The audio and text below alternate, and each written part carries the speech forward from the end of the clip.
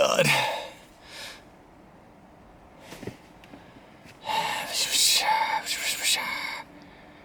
Let's do that. Okay. 5, 4, 3, 2. Oh, rats. Okay. 3, 2, 1. All right, let's get this going. So, a couple weeks ago, my wife and son Bryce and I were talking about podcasts and who listened to podcasts and why do people listen to podcasts and stuff like that. And Tracy said to us, you know, I bet you, Gene, if you were to start a podcast, people would listen to it. And I said, I have no idea what I talk about. And she said, it doesn't matter. People will still listen to it. And I said, okay. So I've been driving around for the past couple weeks and thinking about this. And some things have popped into my head as I drive around. So, for example, a little background. I drive around the Upper Valley of Vermont and New Hampshire as a hospice nurse and see patients primarily in their homes.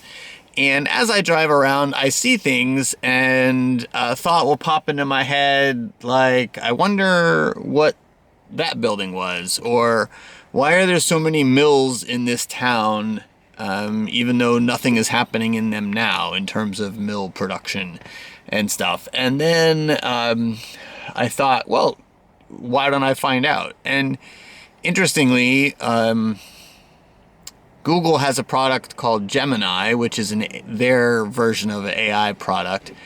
And so I've taken to asking Gemini to give me little histories of things or little biographies of people. If I see a road sign, a historical marker commemorating somebody, I'll ask, who is this? Give me a biography of this person or things like that. And so I've compiled a bunch of topics or things that I've been curious about over the past couple weeks, and I've printed them out. And I'm going to share one with you today. Today is Friday the 13th. It is the Friday the 13th of June, 2025. And in our little town of Hartford, Vermont, there is a section of the town called Quechee. And Quechee is a fairly affluent part of town, and they have, this weekend, it's always Father's Day weekend, they have a hot air balloon festival that will be running today through Sunday. And this isn't all that timely in that it's not going to give you necessarily a way to prep to come here, because as I'm recording this Friday afternoon, I don't know when I'll actually go to put it up, and of course people aren't going to find it right away and things like that. But so I asked Gemini to give me a brief history of the Quechee Balloon Festival. And as this podcast goes, I'm just going to read what Gemini gives me and then add little tidbits that I find interesting and that I think that other people might find interesting as well. And if you don't find this stuff interesting, you don't have to listen. That's the beauty of it. If I talk about things that spark an interest in something for you, you can go direct to the source of AI and ask it to give me a brief history of whatever it is, or summarize the high points of this, or please give me a short biography of so-and-so. Or if it's something you'd like me to bring up on here, shoot me a message and I'll ask and present myself. So here we go with a brief history of the Quechee Balloon Festival, according to Gemini. I'm at work and I'm getting notifications. The Quechee, Vermont Hot Air Balloon Festival is a cherished annual tradition and the longest continuously running hot air balloon festival in New England.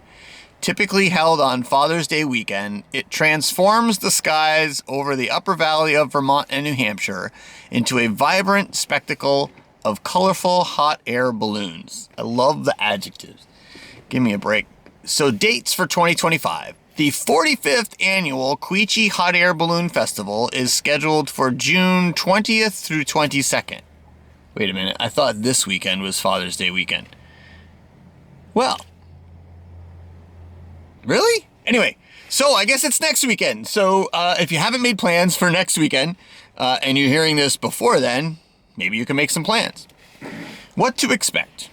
Hot air balloons. The main attraction, of course, is the hot air balloons. The festival features over 20 balloons with scheduled flights in the mornings and evenings, weather and wind permitted. Tethered balloon rides, where balloons ascend to about 50 feet while remaining secured, are also available for those who prefer a shorter or less adventurous experience. Live music. Throughout the weekend, multiple stages host a variety of local and regional bands offering diverse musical genres. Now that's new to me. I've been there a couple times myself, and I don't recall hearing multiple bands on multiple stages, but I haven't been for several years, and it's evolving, so that's fantastic. Crafts and commercial vendors. The festival grounds are filled with numerous vendors selling handmade goods from regional artisans, unique crafts, and various commercial products. This is so true. You can get all kinds of fun stuff there. It's kind of like a mini arts festival. Hold on while I check to see what's happening here at work. God forbid my my real job is interfering with my things.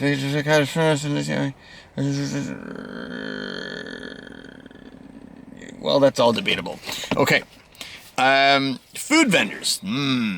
A wide variety of food trucks and stalls offer classic festival fare, local specialties, and various culinary delights, including barbecue, burgers, ice cream, donuts, and more. If there's fried dough there, get yourself some fried dough. But I don't know if it's that kind of like fair food. I would expect more of the high-end kinds of foods there, and not so much fried dough or things like that. But maybe, like I said, I haven't been for a while, and the last time I went, there were no food trucks. Family-friendly activities. The festival is designed for all ages with a dedicated kids zone offering entertainment and activities for younger attendees. Other entertainment can include magic shows, hoop dancers, frisbee dog demonstrations by pups in the air, and raptor presentations by the Vermont Institute of Natural Science, or VINS. Now, VINS is a definite attraction here in the Upper Valley. The Vermont Institute of Natural Science has a raptor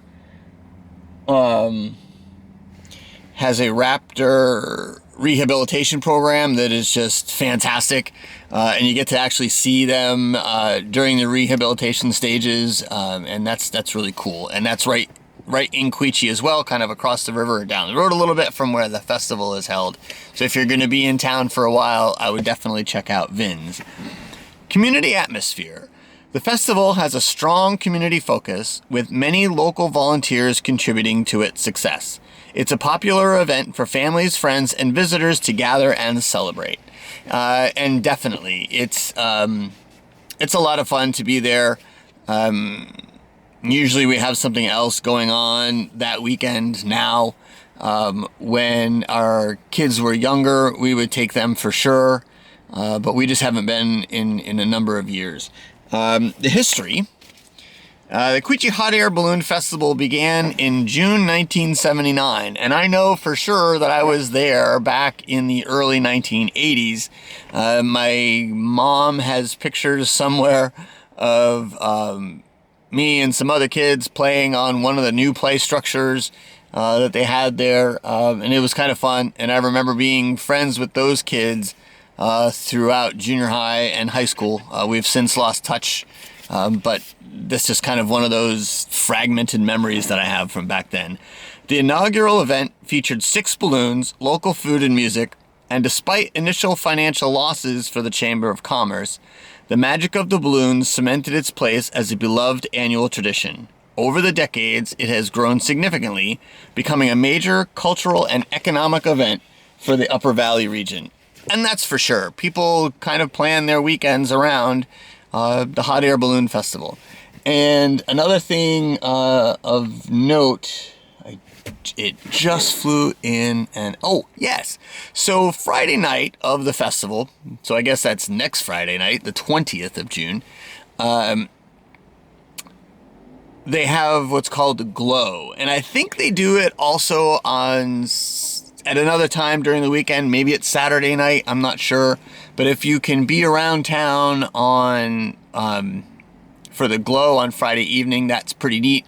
What they do there is they wait until dusk, and then they inflate a bunch of balloons, and some of them go up to tethered height, and some stay on the ground. And with the fire that they use to heat the air in the balloon, it produces a glow, and it's kind of pretty, and it's neat to see if you're able to do that. So if you are in town or around, for sure check those out.